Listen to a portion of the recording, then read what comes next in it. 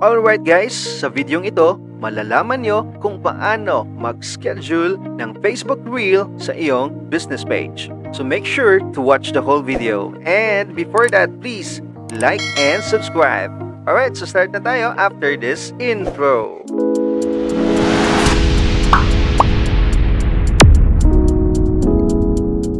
Alright, so punta ka na sa iyong Facebook profile. As you can see guys, so gamit ko ngayon ay laptop or pwede desktop guys. Kasi ang pag-schedule ng Facebook Reel sa iyong business page ay hindi pa available sa mobile. Kaya ayun, so gagawin natin ang tutorial dito sa desktop or laptop guys. Alright, so punta ka na sa iyong page kung saan gusto mo mag-schedule ng Reel. Okay, so ito guys. And then once you're here sa iyong page, so ito, go direct ka sa Meta Business Suite. And then, instead na ito yung i-click mo guys, hindi tayo mag-create post ngayon kasi ang i-schedule natin is Reel, di ba? Okay, so ito ang i-click natin guys, create Reel. Okay?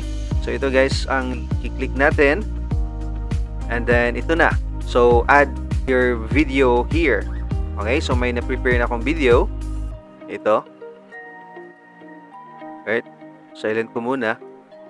And then, okay, so loading siya guys. Loading ko siya. And then, you can put your caption here. Okay, so once you're done with your caption, so ito guys, pwede ka pumili ng thumbnail. Okay? Pwede ka pumili ng thumbnail. And then, pwede ka rin mag-upload ng thumbnail mismo, no?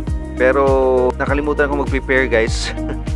Anyway, kasi itong post ko is parang thumbnail na rin. Kasi nandito na to until matapos yung video, itong mga words na to.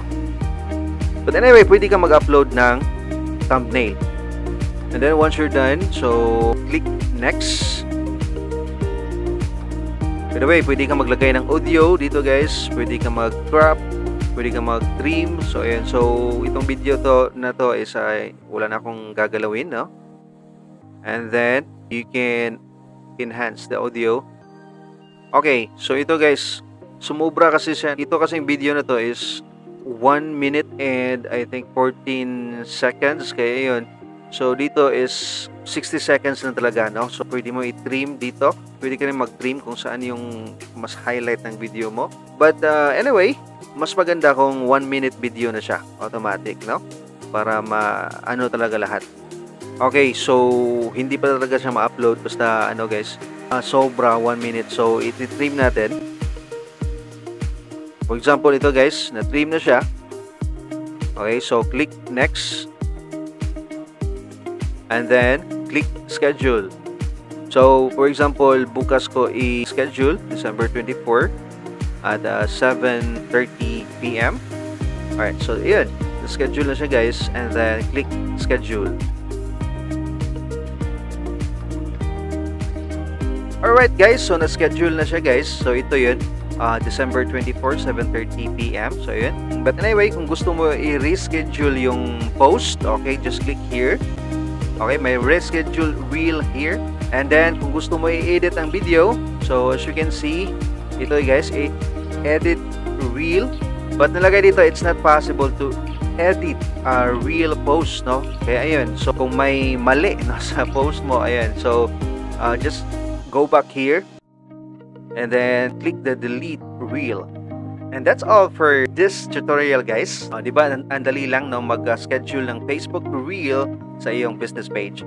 Ayun, so if you learned from this video, please don't forget to like and subscribe. And comment below kung may karagdagang question ka pa regarding this topic. Alright guys, so thanks for watching. God bless and enjoy life.